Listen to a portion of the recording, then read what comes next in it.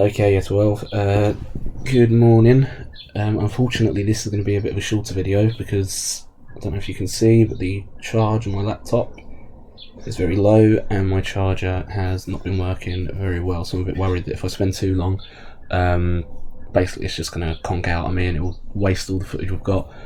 So what we're going to do is I'm just going to talk you through the last two lessons of this unit of work now, because we really want you to be kind of finishing your content before you go into your half term. So we're starting on lesson 5 here, and the question is, was the assassination of Franz Ferdinand a direct cause of World War One? Now, for some of you, you'll have a bit of an idea of what happens with Franz Ferdinand. If you do not, in fact, actually I'm going to say this to everybody anyway, I'm going to link a video in the description so that you can actually watch exactly what happens with the assassination of Franz Ferdinand. There is a role play that we do in the lesson where we assign people characters. However, obviously we can't do that right now, so I'm going to send you out that video. I'm going to put it in the description beneath this video. Watch that now and then we'll come back to this lesson. So hopefully you've watched that, and let me just explain what the point of this lesson is. We are now looking at what the kind of trigger for this war is, and this is what the assassination of Franz Ferdinand becomes, a trigger for a world war. Now, as you would have seen in the video quite early on, it says this could have just been another Balkan war. This could have just been something that we've seen countless of times throughout history. But this is different, and it went into some detail about why, but we obviously already have that context because of our previous lessons. Now, let me explain what we're going to do. So first of all, we've got our events of the Balkan Wars. Now, the overarching question we're always asking is, who is responsible here? Who is the reason for the outbreak of the First World War? Now, I've had more emails from some of you saying, giving me really good nuanced arguments, particularly about Germany and the relationship between German officials. Some of you have also mentioned, well, the role of Britain. How can we say that Britain holds some blame here? It's going to get slightly more complicated. We're going to include a few more people that could be considered responsible here. And we start with the Balkan Wars. Now, you took a little look at this last week, and let me just explain what I've done here. So I've got a little bit of context here about the Balkan Wars. Again, I'm not going to read that out to you. Pause it now to read that. And what I've then done is I've broke it down. And I've said, well, okay, here's how each country shares some responsibility. So in terms of the Balkan Wars, Austria shares some responsibility because they were quite happy for Albania to deny Serbian access to the coast. They were worried about Serbian expansion, and they were quite defensive of Albania when Serbia invaded. So that's how Austria contribute or share some responsibility in the Balkan Wars. Then I've looked at Russia. Felt they had won a diplomatic victory due to the fact Serbia had doubled in size. So again, what we've seen here is how each of these countries contribute to the Balkan Wars, but also in some aspects what they take out of those Balkan Wars. Again, we've spent some time on that, so I don't want to spend too long talking through this, and obviously I don't want to risk the laptop dying on me here. Now, what we then need to do is we need to think about the 1914 July crisis. Now, what you've got already from the video is you might have some information that you can already jot down in these boxes. But what I've given you are these events here. Now, what I'm hoping they can do is they can give you a platform now to tell me how each of these countries contribute to the 1914 July crisis, or how these countries take something away from the 1914 July crisis.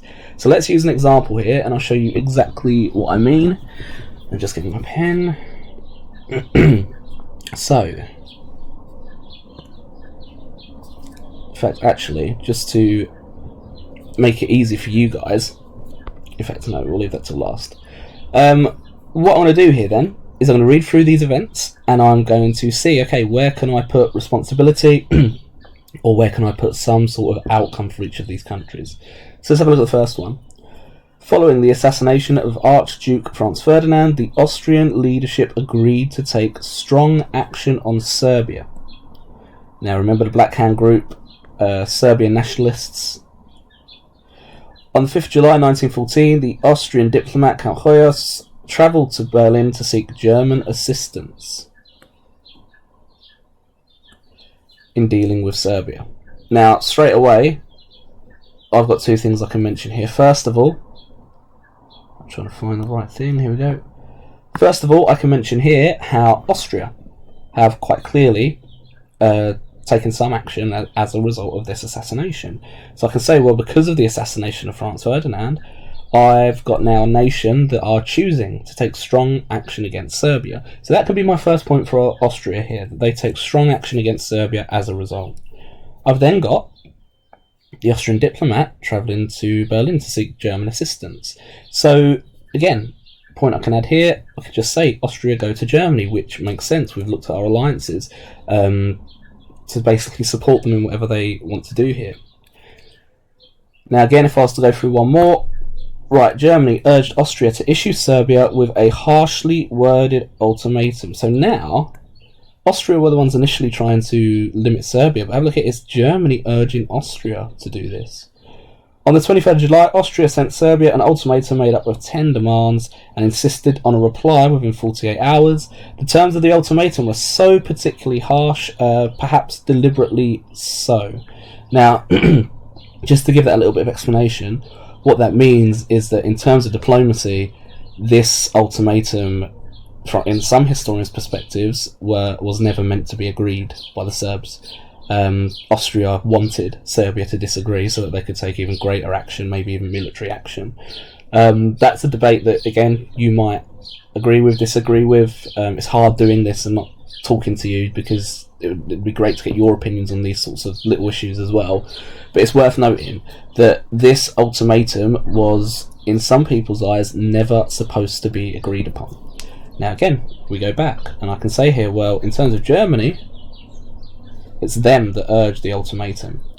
Obviously, Austria put it forward.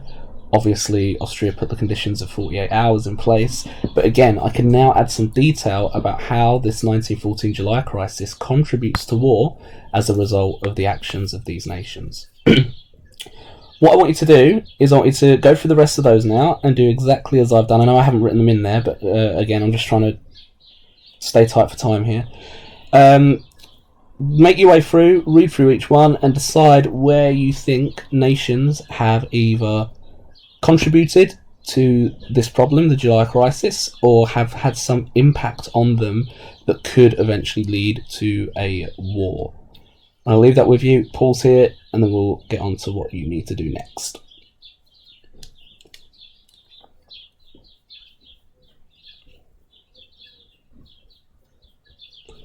Okay, so a lot of this lesson is essentially about you understanding what happens in the July crisis.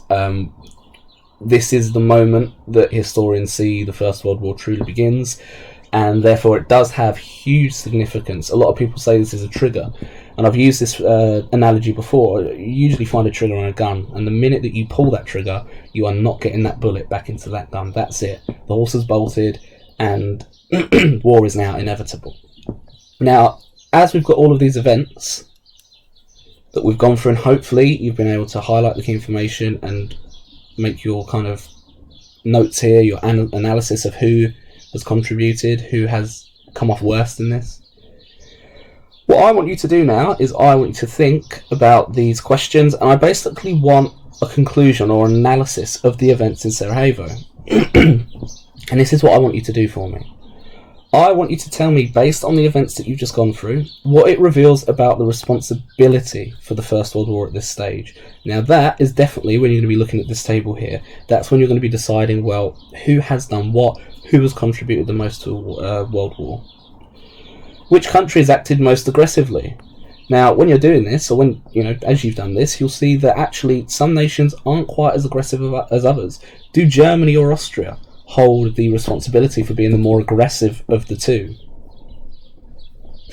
Is there a way to prevent war at this stage? And if so, how? You might think, well, actually, this can be stopped. This could probably be approached in a more diplomatic way.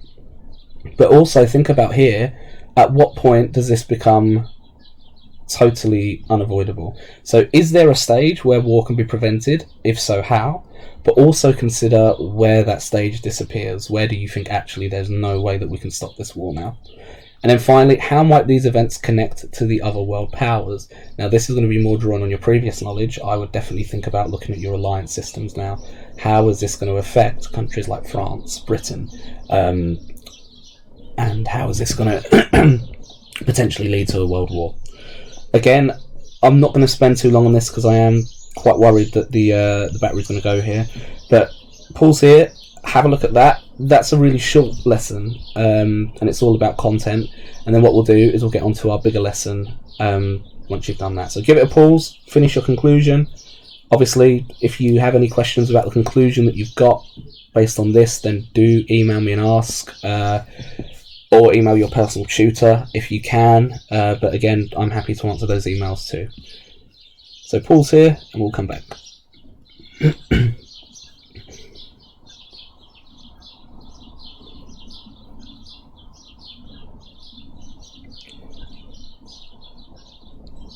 Okay, so let's think about where we are. We've seen the alliance systems. We have seen the Weltpolitik of Germany.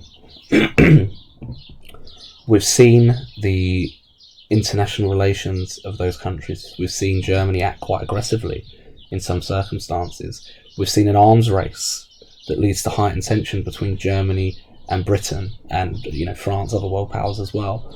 Now we've seen Archduke Franz Ferdinand of Austria assassinated. What we need to now think about is how this becomes a road to war. How summer of 1914 is a pathway that leads the continent into a war. Now, because this is a road to war, a pathway, what I've got here is basically a timeline of events, a timeline of exactly what happens and exactly how war eventually becomes inevitable, declared by Austria and Russia. Now, what I need you to do is I want you to have a look at these events. I'm just gonna, there we go. And aren't you first? So I think we can change the way that this is done, because I think it'd be easy to do it this way. Use your 4 different highlighters to show examples of German actions that moved Europe a step closer to war, of Austrian actions that moved Europe a step closer to war, Russian actions, and then finally the actions of any other nation. Now that can be your first job, because I think that's a nice way to define and categorise each of those different events. But then what I want you to consider are my previous tasks here. So number 1, explain why each event was a turning point in the road to war. So if I go up here, you might want to just make brief notes. You might want to annotate and say, well, actually, this is a turning point for war because it now includes X, Y, and Z nations. So if I was to look here, 25th of July, Russia asserted their support for Serbia, bolstered by French assurances for support. So I might say here, this is a turning point because actually it now has involved other nations. Again, because you don't have very much room, it's all about note making now. If you have line paper alongside you, that might be even better to help, just make brief notes on why this is a turning point.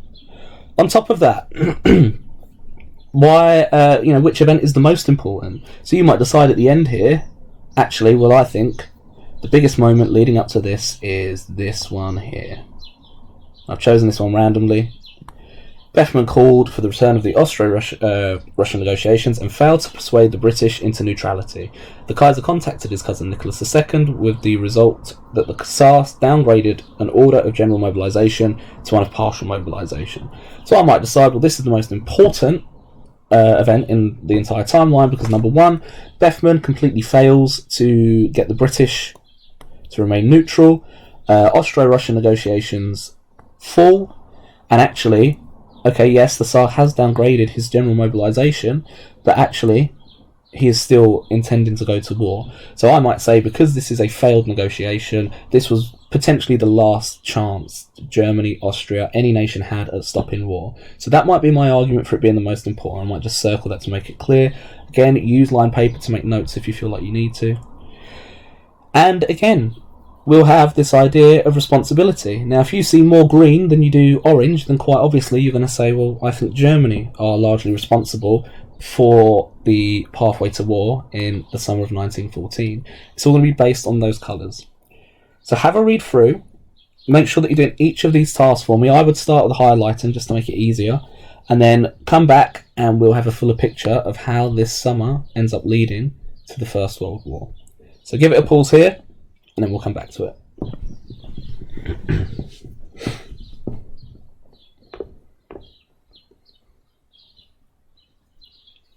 Okay, so what we've got here is a little activity here. I'm not going to spend too long on this because there's not really much I can say without knowing your views here, but let me just explain what this is.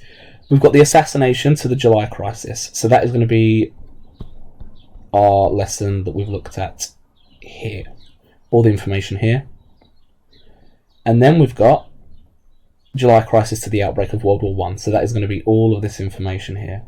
Now, because of our colour coding, this is going to be quite easy. All I want is a pie chart that basically tells me who you think shares the most responsibility. So if I'm looking at the July crisis, if I've got an abundance of green and not so much of the rest of the colours, I might say here, well, majority of the blame, and I'm not saying this is the right answer at all, I'm just giving you an example here, majority of the blame lies with Germany. So I would colour code that, I'd make that clear. I'd say the next highest aggressor, Austria. Then we've got Russia and the rest of the world. Now, once I've done that, what I need to do is I need then to annotate and explain my decision here. So if I was going to explain why Germany hold the higher percentage of responsibility, what I need to do is go back to my events and I need to pick out all of the key things that I think best serves that argument. Likewise, if you think it's Russia, likewise if you think it's Austria. All I need you to do for me is explain your decisions here, not just for the July crisis, but also for the assassination to the July crisis, that little period that we looked at in our lesson beforehand. Again, there's not really much I can say without knowing what your argument is. So again, please do feel comfortable with emailing your personal tutors about what those arguments are so that we can have a discussion. Those that are in my class already know that I love discussion. I love to have debates with the class. However, we can't do that right now. So I'm going to have to leave that up to you. I want you to come back to me and tell me what you think. So please do utilise that. So your argument's been made. If we're looking at the road to war, you now have some view with that big overarching question, who is responsible? You will have some idea of who shares what type of responsibility. One thing I do want to say before we move on, when we look at responsibility, or culpability, you can say as well, nations can share the same amount of responsibility without it being the same type of responsibility. So some of you have said this already when you've emailed me. Germany and, let's say for instance, France, they can both hold responsibility, but just for different reasons. Now, Germany's responsibility is obviously going to be one of a more aggressive nature. You might look at France and say that their responsibility is one of a diplomatic nature, one where Germany's felt encircled and France haven't done very much to ease any of their concerns. That doesn't mean that one is more responsible than the other, it just means that you're looking at it through a different lens. So if you find yourself saying, well, actually I believe there's equal responsibility here, that's fine, as long as you argue exactly what you mean by that, as long as you tell me how those different nations are culpable. Right, give it a pause, and then we'll come back.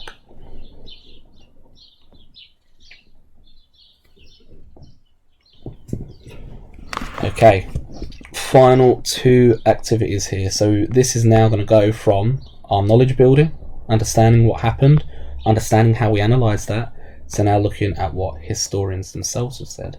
Now you'll have your argument of how you believe this plays into the First World War. But what you'll also have is, and this will come across in your reading, you'll have people that disagree with you, and you need to disagree with historians. That's a difficult thing to do, because you'll be sitting there thinking they've spent their whole life, leading up to this book, and I'm about to dismantle what they've said because I've done a 10-lesson course. But you've got to be confident with your writing, and when we get to the writing stage, that will come across as well.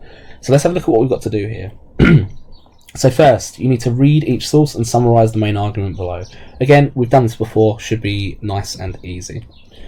2. Make sure you explain the historian's interpretations and make it clear who they hold accountable. So again, once you've summarised the argument, who are they saying is responsible for the July crisis into the First World War? Or sorry, for escalating that period of time.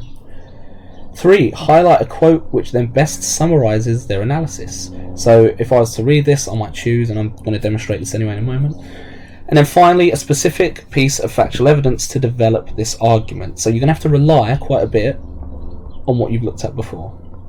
So let's have a look here. I'm going to read through, and then we're going to summarise. I might not type out the whole or write out the whole thing, but I can at least give you some guidance on what things that you can say here. So this is from Mark Hewitson. He says that the German army and the government pushed for war before 1914, even though significant sections of public opinion opposed the idea. Now, straight away, because he's mentioned Germany, I'm pretty sure already that he's going to put some responsibility on the German army. So let's have keep that in mind. Let's keep reading. This was a consequence of a belief in the ascendancy of the German nation-state, in the validity of war as an instrument of policy, and in decisiveness of power politics in international relations. That's a very, very wordy sentence. What this is basically saying is, if I was to summarise this is about German arrogance, ascendancy of the German nation-state, the power they want to bring in, their place in the sun, the validity of war as an instrument of policy. If we want to get what we can, we're going to do it through any means necessary, which might mean war.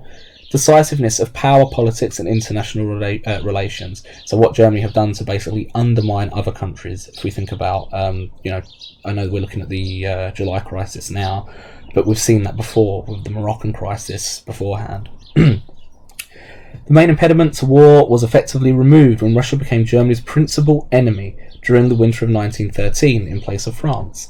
Because Tsarist autocracy and Slav barbarity were traditionally detested by left liberals, socialist and democratic Catholics, the right government was able to undercut public opposition to war by casting Russia as the aggressor in July 1914. This did not mean the German leaders planned war, but rather they continued a policy of ten-brinkmanship, which had been framed against a supposedly weaker French state in the during the previous decade. Interesting argument. So for me, what this is saying is that Germany do hold the majority of the responsibility. So if I'm thinking about that second point here, who they hold accountable, they definitely hold Germany accountable. Now if I was to pick a quote out that makes that very clear, it's that wordy one we looked at before. These problems that exist within German foreign policy, these problems that exist within their their search for power, is what makes this possible. This is what convinces them that they can act the way that this historian is arguing they act. Now, I've got my quote, I've said who I found responsible. What I then need to do is summarise this argument. So if I'm summarising this, I can see straight away, right, okay, Germany, the main aggressor. Despite people at home not wanting the war, they're able to do so because they shift public opinion on the Russians, and they make the Russians seem as though they are the aggressors. Perfect. That's my argument summarised here. This is what the German army and government have done to push public opinion against Russia, and therefore make war something that isn't opposed within Germany's own borders. Now, this is an interesting quote as well, and it's worth bearing in mind. This did not mean that the German leaders planned war, but rather continued a policy of ten-brinkmanship, which had been framed against a supposedly weaker French estate during the previous decade. What that is basically saying is that, Germany weren't looking for war. It's not that they wanted a war, but they were very happy to risk the possibility of war. They were very happy to say, well, if war breaks out, fine, we're not going to actively search it, but if it happens, we're going to fight this war. And now they can do it with public opinion on side. What I can do now is and this is what you're going to do, I can summarise that argument, but remember, I also need a piece of factual evidence to back this up. So if I go back up to my events, and I think even the one that I circled is one that I could mention. Austro-Russian negotiations. The fact that Tsar Nicholas II is convinced to bring his mobilisation down from a general mobilisation to a partial mobilisation. That makes it seem as though there is a kind of a framing of Russia as the aggressor, being asked to downgrade their military response to this. So again, I could use that evidence there to back up what this argument is saying, or at least to give some support, and develop the argument. Now, develop doesn't always mean agree, so you might find evidence that you think challenges this argument. That's fine as well. Try and do as much as you can to make your argument come across as well. Remember, this is all about responsibility, not from the alliance system to today, but this is about responsibility from this period of time, this timeline. Who holds the most responsibility? What I want you to do is go through the rest of those sources and do exactly as I've just done there. I know I haven't typed it out again. I want to try and save as much time as possible just in case this conks out on me. Give it a pause and then we'll come back and you'll have each of your sources complete.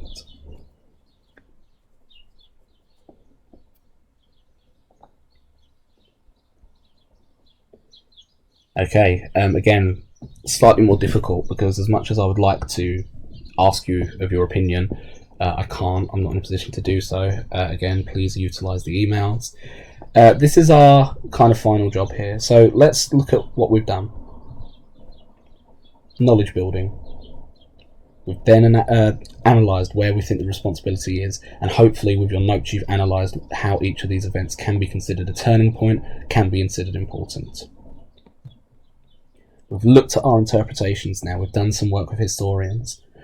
And hopefully you've been able to agree or disagree with some arguments and maybe even question your own arguments as a result of these historians. And then finally, this is our last job, and then that is it from me. This is what we need to do here. I have given you a analysis of A.G.P. Taylor, and A.G.P. Taylor is a really interesting historian. He basically has an argument. The argument is basically called War by Timetable, and this argument says that, and this is what I've explained here, this argument suggests that actually railway timetables were the greatest cause of the First World War. And let's think about it this way. Let's imagine that you have got a really, a really thorough plan of what's going to happen. And let's say that you are ready to send your troops. What A.J.P. Taylor is arguing here is that the moment the troops leave Russia, or the moment that the troops are mobilised, there is absolutely no way that that mobilisation can be stopped. There's absolutely no way that they can bring back the war that they've already started. So he's actually saying that the greatest cause of the war was actually an accident. It was actually a result of this war by timetable, this very thorough way of mobilising troops, and actually an inability to stop that. He's saying that actually war wouldn't have happened if this timetable in structure existed. So it's a really interesting argument. I'd really recommend reading what I've said about it here and how I've kind of analysed this argument. Because what I then want you to do is I basically want you to create your own argument. So we've looked at the events in the July crisis. We've looked at how they contribute to the First World War. Having read everything that you've seen today, alongside the way that I've analysed A.G.P. Taylor's argument of war by timetable, I want you now to form your own argument. And these are the kind of questions that I want you to think about. So first of all, the July crisis to the outbreak of World War I. What does this time period tell us about the responsibility for the First World War? Has your opinion changed? Do you think that nations that maybe we hadn't considered before, Serbia, Austria, have they held some significance? Albania, we saw that Albania had restricted Serbian access to the sea. Do you think that shows some responsibility here? Which countries acted the most aggressively?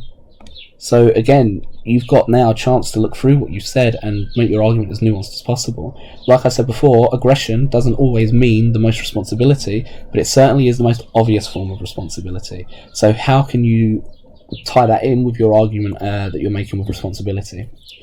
Was there a way to prevent war? If so, how? So again, these are the same questions that we looked at before. Again, if there is, great, but I want you to tell me the moment where you think that's impossible, the moment that you cannot prevent war. And that's where some of you might actually rely on A.G.P. Taylor to help form that argument. What proportion of the responsibility does each power or alliance bloc share? So again, think about the alliances as a whole here. Your Entente and your Axis. How do each nation within that share some responsibility? And again, you might then go back and talk about how aggressive they are. Are there factors beyond the role of great powers that you could consider? So where we've looked at Germany, Russia, France, Britain, and the actions that they've caused, do you think there's something that's beyond that that might actually need considering? And again, this war by timetable might be an argument that you deploy here. This is now your chance to finalise your argument about the July crisis and how it contributes to the outbreak of the First World War. Who is responsible, and how are you going to argue that? Now, because it is an argument, what I don't want is somebody to just write down, yep, it was Germany, they were the most aggressive, if they weren't aggressive, war would have never happened. I want evidence. I want you to show me that actually you have... sorry, excuse me. I want you to show me that you have actually considered all the evidence that you've looked at. So all this stuff here during this lesson. And I want you to use that to support your argument. You are now starting to write like historians, and that needs to be maintained. So please, please, please do not see this as a pointless exercise. This is you now formulating an argument that you might actually use in your coursework. So please do bear that in mind.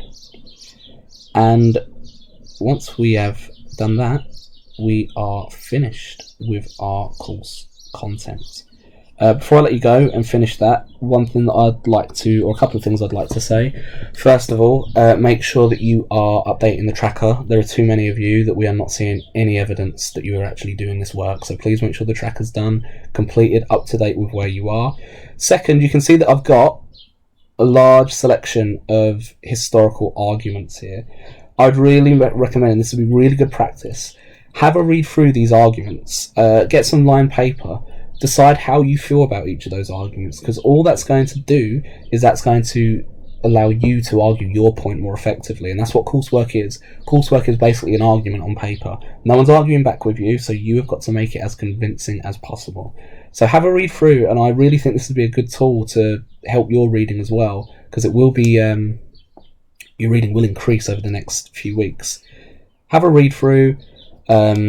Make some notes and facts or specific evidence that agrees or disagrees with what this person is saying. Why you think this person might have missed out a key piece of information. How would you develop their argument? So that's a really good revision tool that I think you could use here. Right. Have a go at answering that question, and that will be us done. Thank you very much, Year 12. I know that this was slightly rushed, but again, I didn't want to risk that I'd recorded the whole video and then the laptop will just power out. So again, if there are any questions, please feel free to email me. And if there are any questions that are to do with arguments, please do feel free to email not just me, but also your personal tutors. Okay, thank you very much, Year 12. I hope you're doing well, and I look forward to hearing back from you all. Thank you.